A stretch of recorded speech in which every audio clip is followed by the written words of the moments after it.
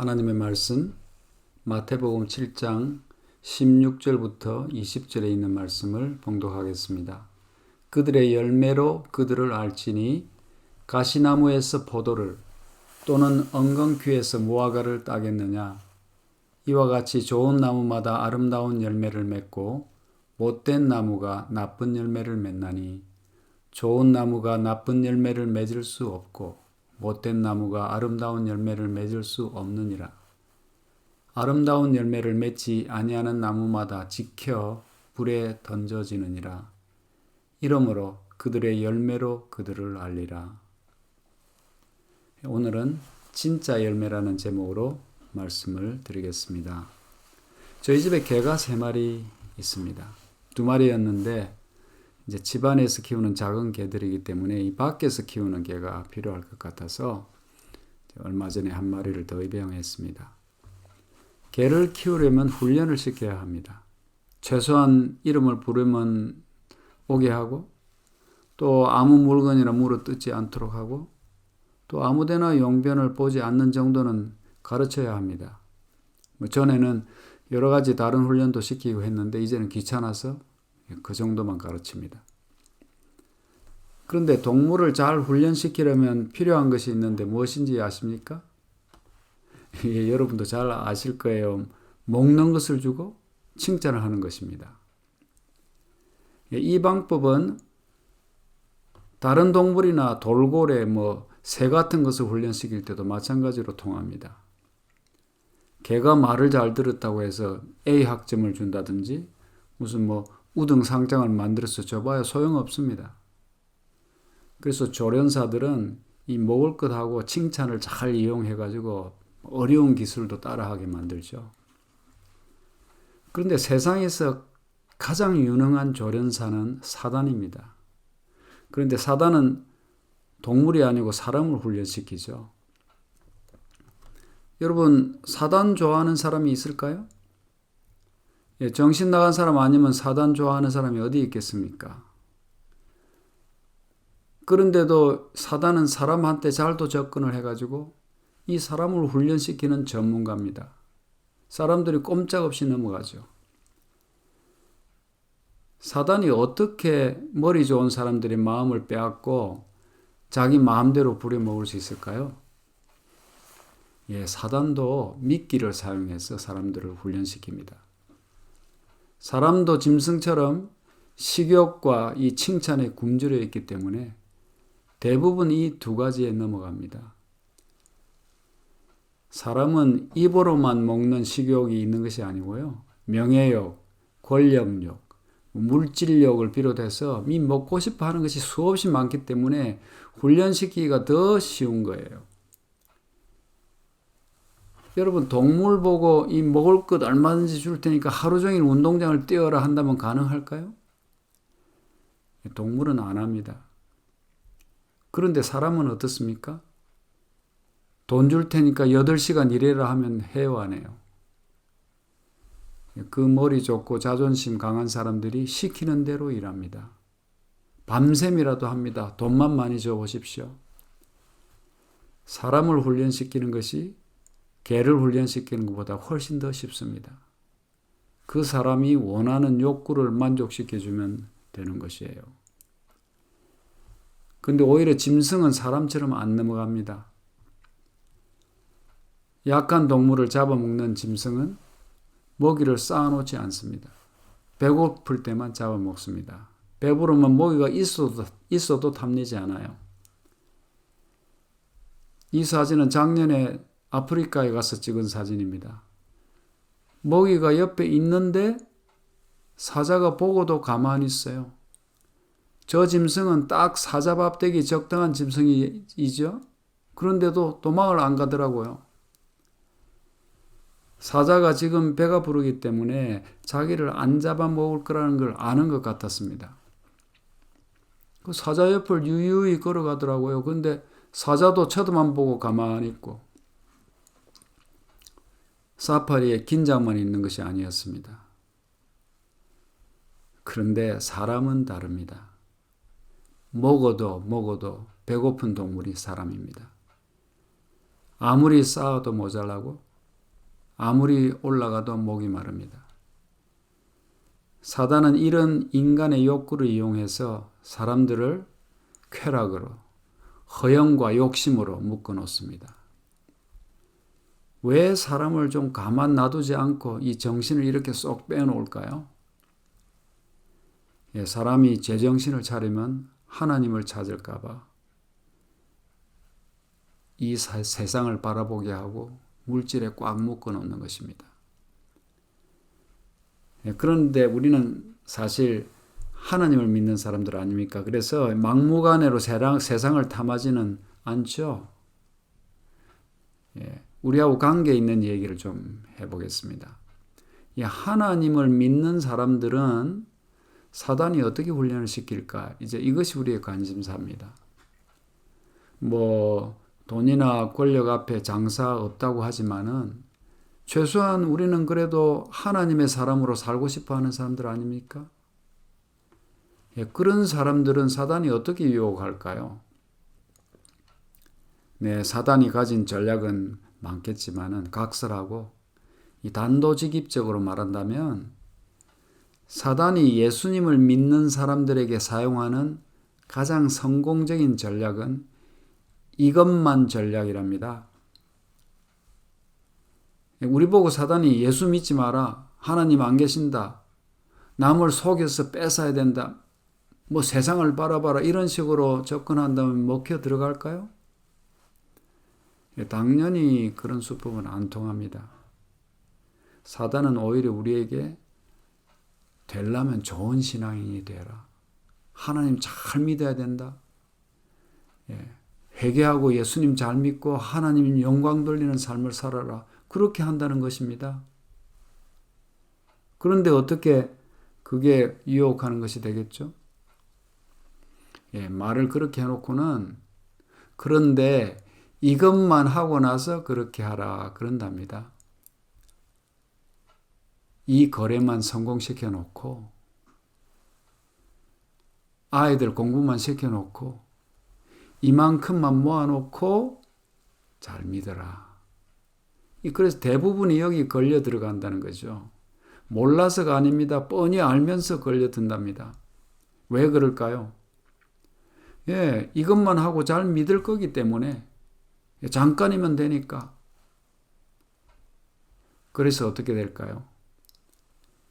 이것만 하고 가다가 청춘 다 지나가고 노인이 되죠. 그런데 사람은 백발이 되어도 아직도 이것만이 있답니다. 그래서 죽을 때까지 이것만 끝내놓고 하다가 병원으로 실려간다는 것입니다. 어떤 사람은 다행히 이제 일을 끝냈는데 문제는 신앙에 그만 재미가 없어졌어요. 세상이 편해지고 좋아졌습니다. 어떤 사람은 이제부터 잘 믿어볼까 하는데 머리가 안 돌아가고 몸이 말을 안 들어요.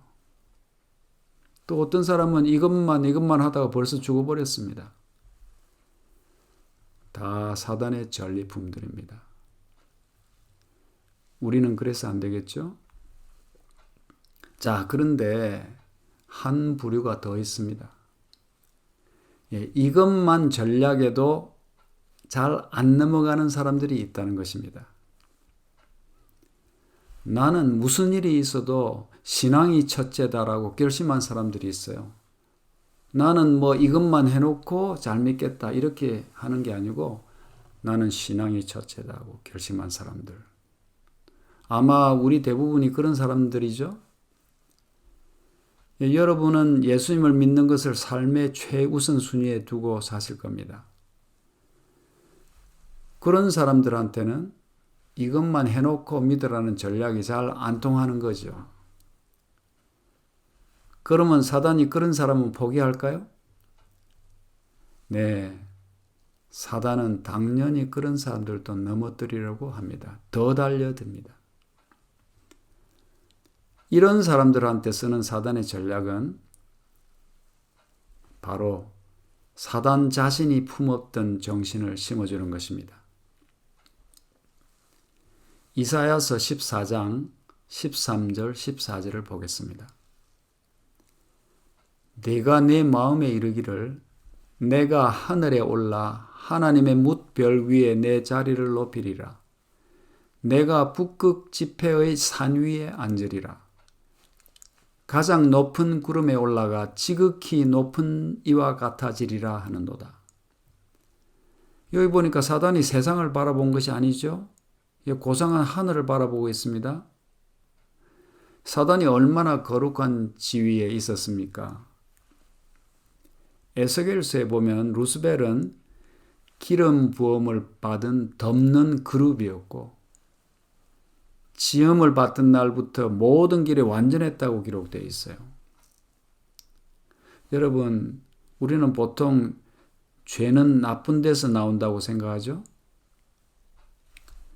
물론 죄악이 더러운 곳에서 많이 나오겠지만은 진짜 무서운 죄는요, 이 아름다움에서 출발하는 것입니다.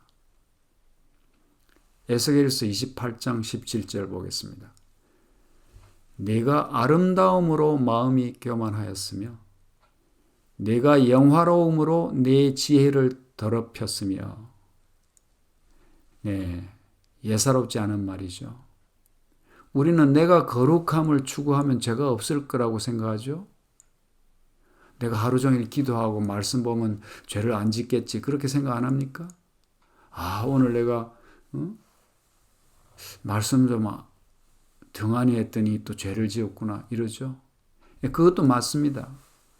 그러나 여러분, 아름다운 데서는 더 차원 높은 죄가 나올 수 있다는 사실을 기억하고 조심해야 합니다.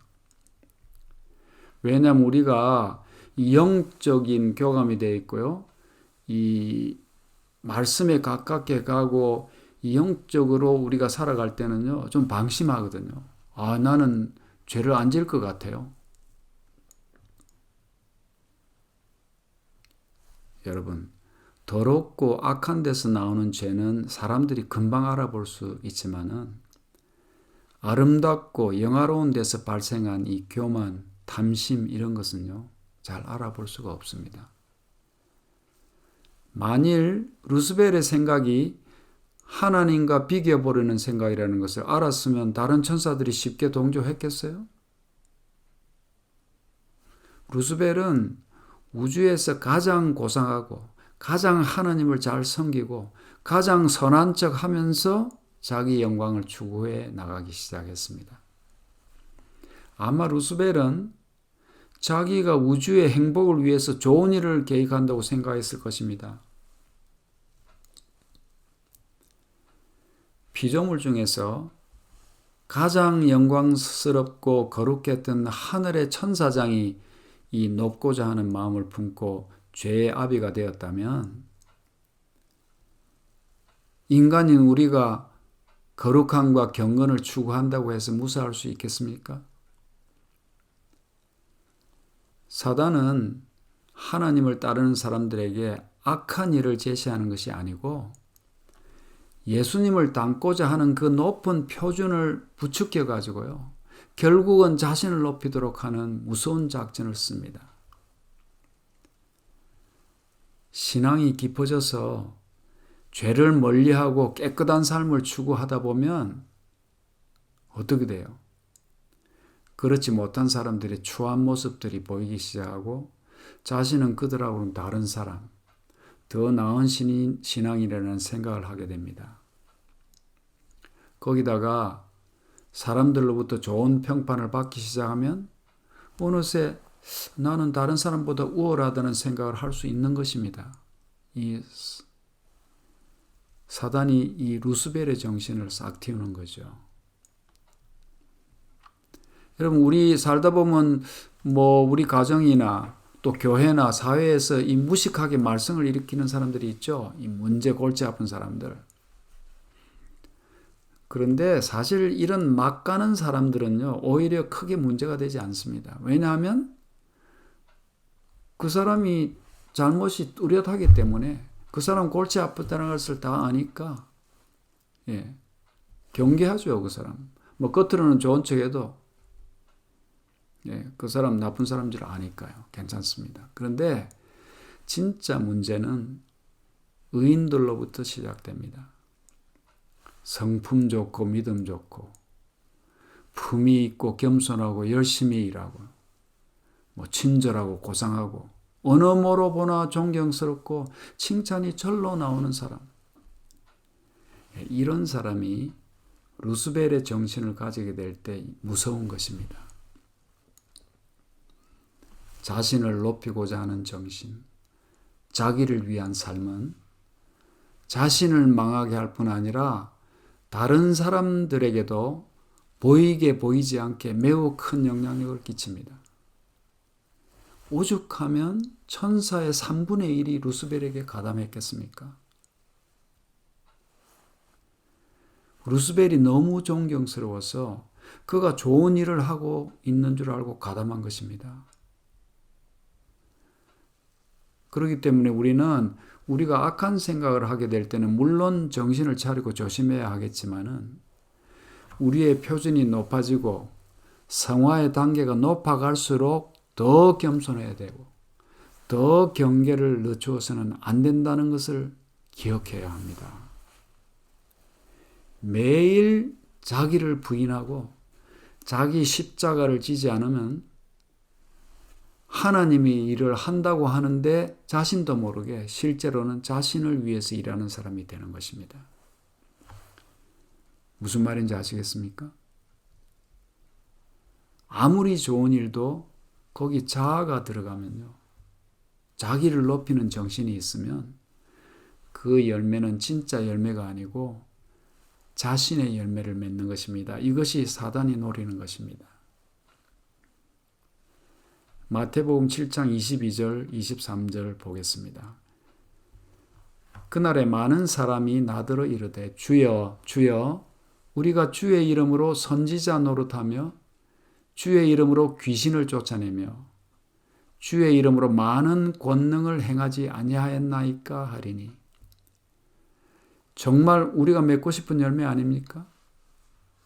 우리도 이런 열매를 맺을 수 있다면 얼마나 좋겠습니까? 그런데 이 사람들에게 예수님이 뭐라고 말씀하십니까? 23절입니다. 그때 내가 그들에게 밝히 말하되 내가 너희를 도무지 알지 못하나니 불법을 행하는 자들아 내게서 떠나가라 하리라. 왜 그렇습니까? 주여 주여 하면서 주의 이름으로 했는데 왜 주님이 모르시죠? 자기 영광을 위해서 일했기 때문에 그렇습니다. 이 말씀에 대한 이지 와이스의 주석 말씀을 한번 봅시다. 저들이 하는 모든 일에 자아가 엮여져 있다. 저들은 자신의 덕행, 영향력, 다른 사람들보다 높은 지위에 설 수 있는 재능 및 진리에 대한 저희 지식이 그리스도의 칭찬을 받게 하는 줄 생각하기 때문에 스스로 자만하고 있다. 그러니까 우리의 덕행이나 영향력이나 재능이나 지식 이런 것들이요, 참 좋은 것이지만은 이것이 우리를 자만하게 만들 수 있다는 것입니다. 저들은 주님, 우리는 주 앞에서 먹고 마셨으며 주는 또한 우리 길거리에서 가르치셨나이다. 우리가 주의 이름으로 선지자 노릇하며 주의 이름으로 귀신을 쫓아내며 주의 이름으로 많은 권능을 행치 아니하였나이까라고 변명한다고요. 그러니까 이런 것들을 가지고 다 좋은 일을 했습니다. 엄청난 일을 했죠. 그런데 뭐가 문제라는 것입니까? 자아가 섞여 있을 때는 이것이 다 주님이 모르시는 일이 된다는 것이죠. 이 사단의 일을 하는 것입니다. 가짜 열매입니다.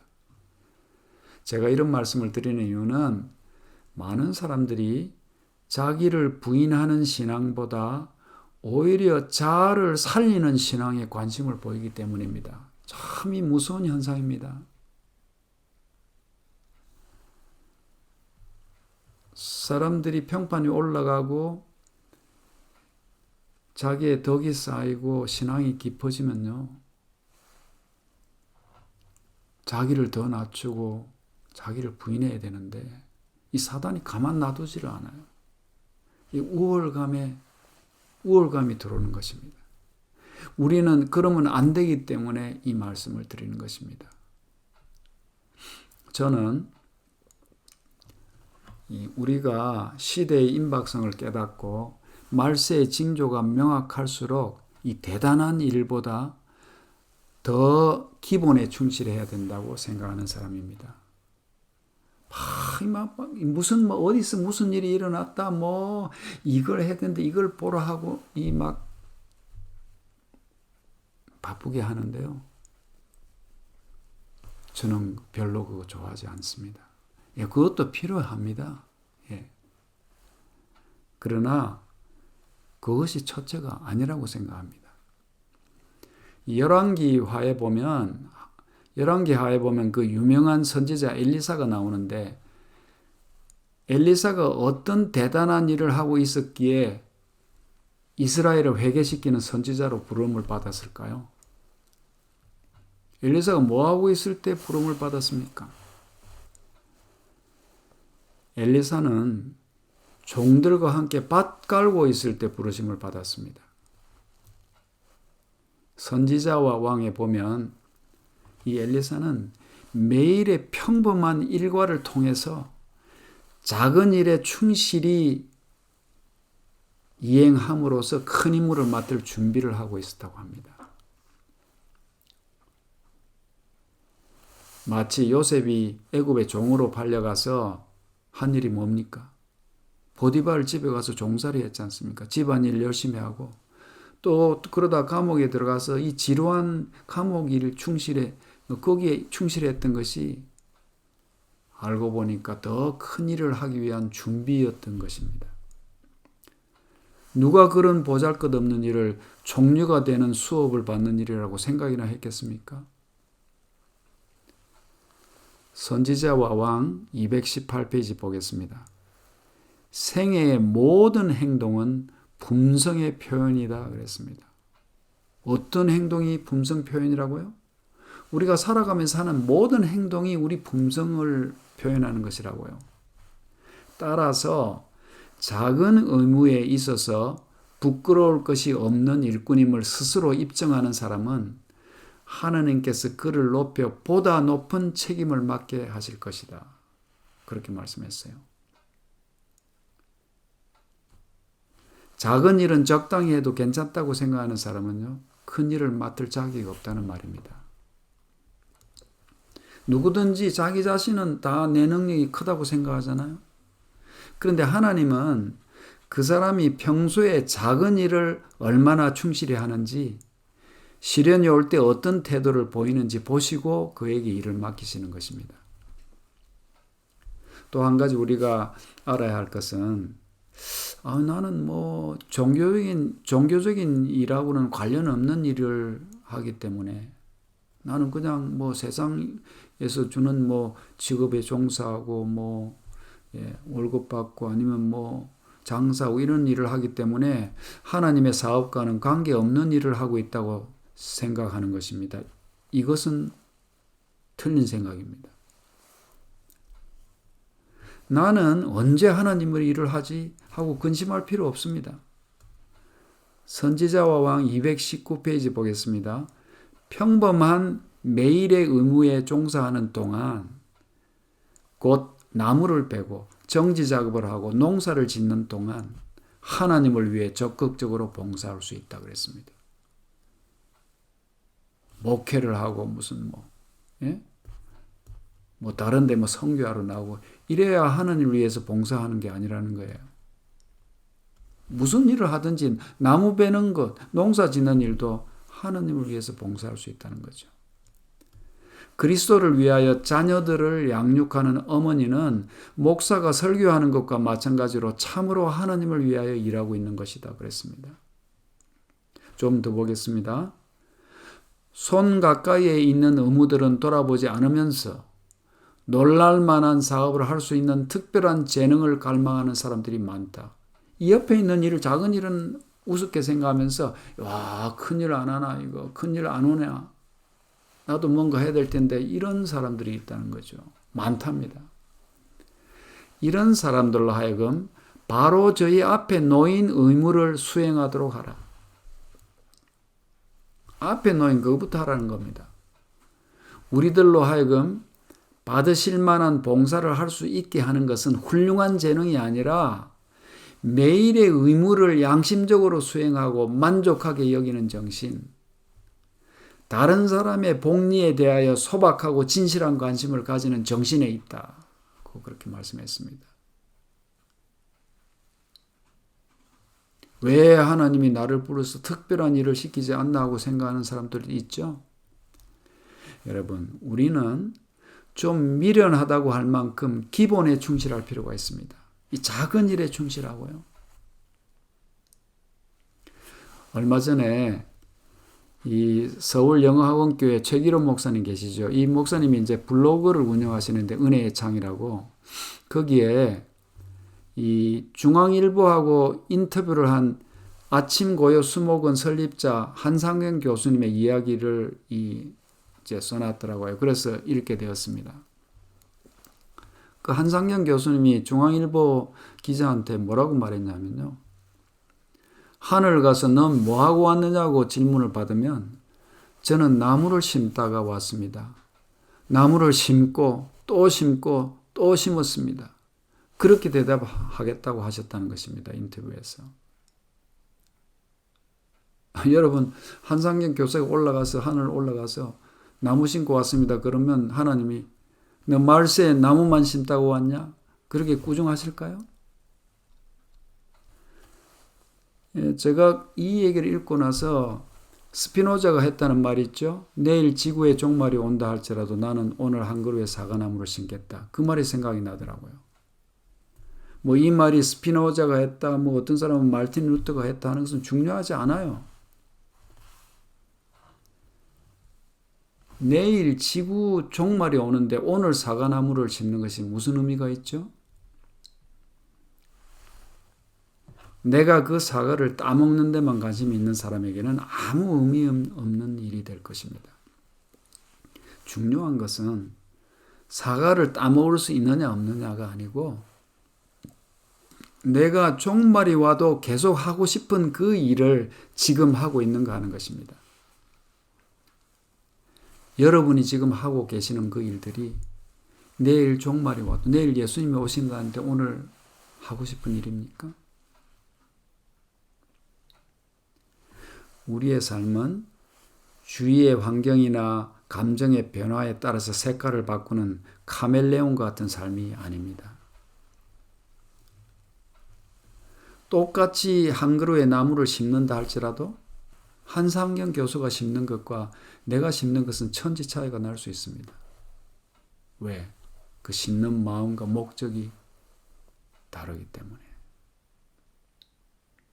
그것이 하나님의 일일 수도 있고 내 일일 수도 있는 것입니다. 자, 밭을 갈고 있는 엘리사한테 엘리야가 나타났습니다. 예, 그 장면을 보겠습니다. 열왕기상 19장 19절입니다. 엘리야가 거기서 떠나 사밧의 아들 엘리사를 만나니 그가 12겨릿소를 앞세우고 밭을 가는데 자기는 12째 겨릿소와 함께 있더라. 엘리야가 그리로 건너가서 겉옷을 그 위에 던졌더니, 여기서 결이라는 말은 한 쌍을 말합니다. 그러니까 12결이라는 말은 12쌍의 소, 24마리의 소가 밭을 가는 것입니다. 상당히 부자라는 것을 알 수 있죠. 그 엘리야가 이제 겉옷을 엘리사에게 던진 것은 나를 따라와서 일하라는 초청이었습니다. 물론 엘리사는 선택권이 있죠. 따라갈 수도 있고 안 갈 수도 있습니다. 그 사람이 어떤 마음으로 살아왔는가 하는 것은 이러한 부르심을 받을 때 드러납니다. 엘리사는 어떻게 했습니까? 내 집에 이렇게 재산이 많은데 따라가야 되나 걱정했습니까? 엘리사는 하나님의 부르심을 따르기로 작정했습니다. 21절입니다. 엘리사가 그를 떠나 돌아가서 한 겨릿 소를 가져다 잡고 소의 기구를 불살라 그 고기를 삶아 백성에게 주어 먹게 하고 일어나 엘리야를 따르며 수종들었더라. 참 엘리사한테 반했습니다. 저는 이 말을 듣고는. 예. 그거 지금 떠나는데 소잡아서 우리 종들, 우리 아는 사람들 다 줘서 먹이고, 예. 그리고 엘리야 따라서 뭐 했다고요? 수종 들었더라. 종노릇 하는 겁니다. 예. 다른 말씀에 보면 엘리야의 손에 물 붓는 일을 했다 그러죠. 손 씻으라고.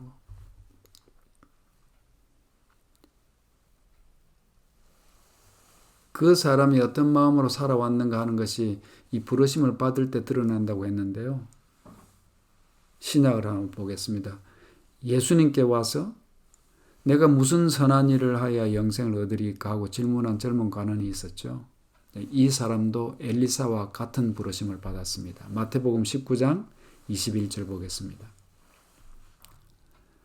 예수께서 이르시되 내가 온전하고자 할진대 가서 내 소유를 팔아 가난한 자들에게 주라.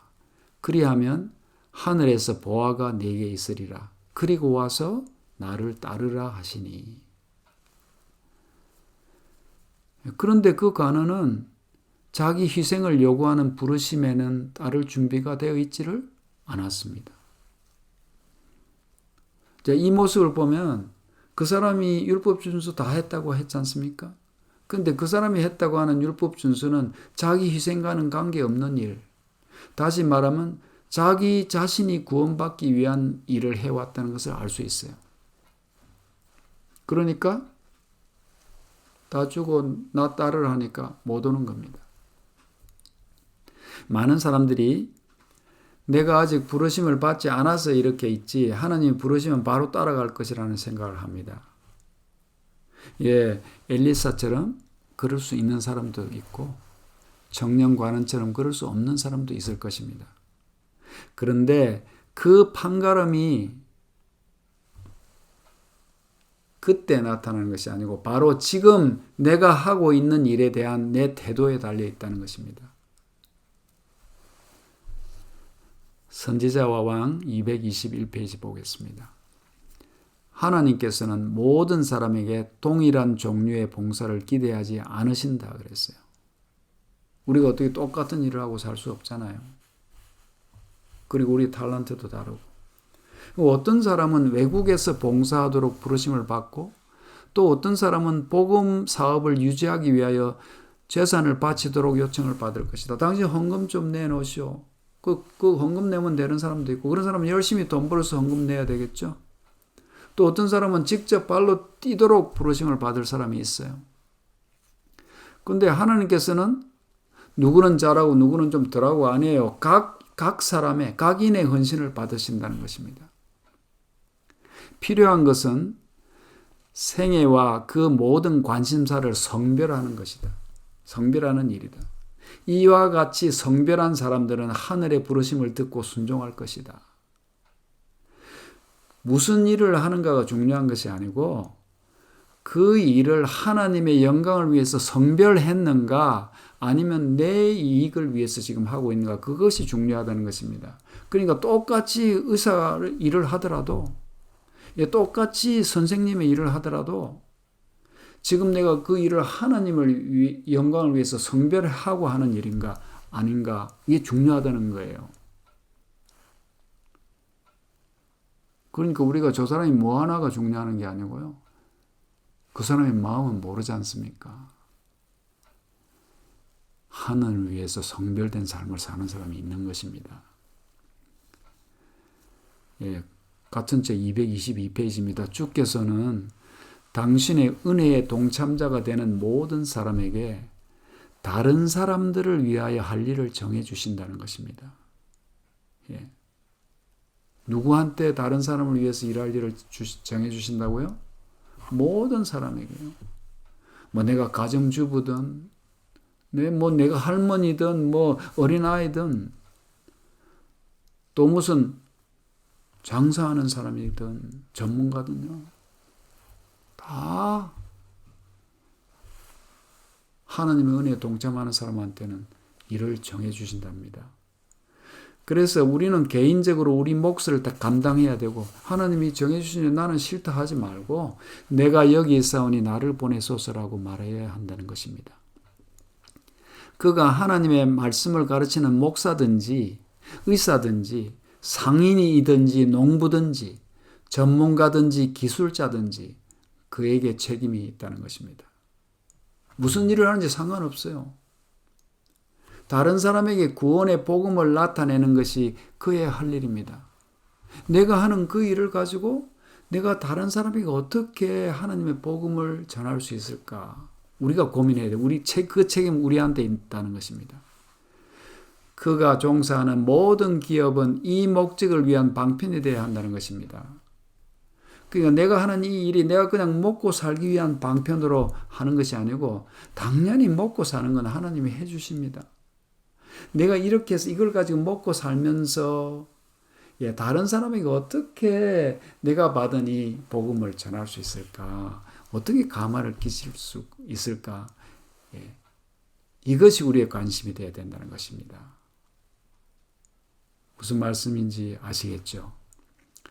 내가 목사든 의사든 목수든 무슨 장사든 선생이든 그 일이 성별된 일, 다시 말해서 복음을 위한 수단으로 하는 일이 되어야 한다는 것입니다. 나만 돈 벌기 위한 일이 아니고.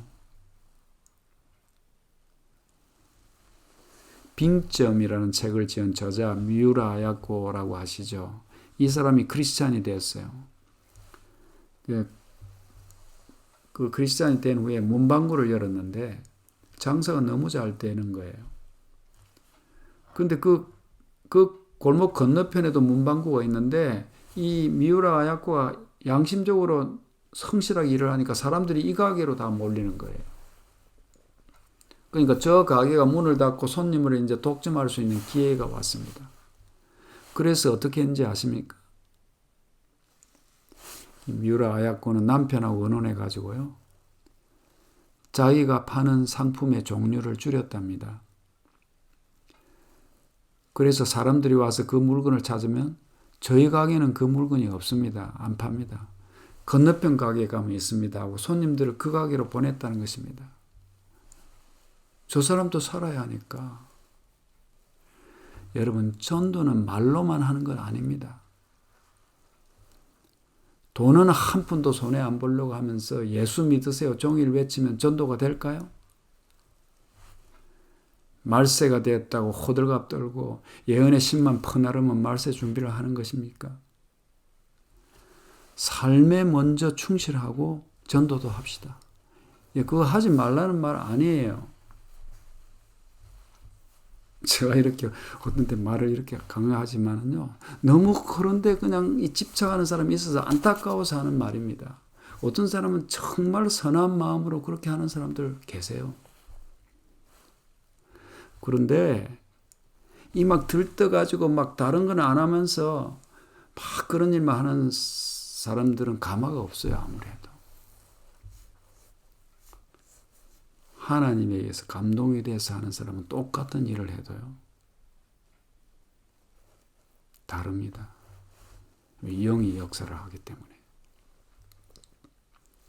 우리가 따는 열매는 예수님의 몸에 붙어가지고 포도나무에 붙어가지고 저절로 열매가 열리는 것 아니면요, 모두 다 가짜 열매, 독을 품은 열매입니다. 그 열매 주면요, 먹고 소화불량되고 먹고 탈납니다. 억지로 내 힘으로 다는 열매는 가짜 열매입니다. 여러분, 조용히 기본부터 충실해야 합시다. 나에게 지금 하라고 주신 그 일, 내가 하는 이 일, 아무것도 아닌 것 같은 일이라 할지라도 그 일을 주님의 일로 성별합시다. 내가 이걸로 하면서 내가 살아있는 것은 하나님의 품성을 나타내고 하나님의 열매를 내고 내가 하나님의 사람으로서 향기를 바라는데 나도 동참하기 위해서 이 일을 열심히 합시다. 성별해서. 내가 하는 모든 일에 최선을 다합시다. 내가 무슨 마음, 어떤 자세로 하느냐에 따라서 그 일이 나의 일도 되고 주님의 일도 되는 것입니다. 언제든지 주님이 부르시면 엘리사처럼 다 놓고 달려나갈 수 있는 우리 모두가 되기를 바랍니다. 기도하겠습니다. 하늘에 계신 우리 아버지, 우리에게 하나님의 자녀로 살 수 있는 특권을 주셔서 감사합니다. 주님을 기다리는 우리가 우리 자신과 우리의 일을 성별함으로써 우리가 하는 모든 일이 주님을 위한 일이 되게 하여 주옵시고, 주님을 믿고 기본에 충실할 때 나도 모르게 주님이 맺게 해주시는 아름다운 열매를 달도록 해주시고, 주님의 부르심에 언제든지 반응할 수 있는 준비가 되게 하여 주시옵소서. 예수님의 은혜와 하나님의 사랑과 성령님의 감화가 영원히 우리 모두와 함께하여 주시옵기를 예수님의 이름으로 기도드리옵나이다. 아멘.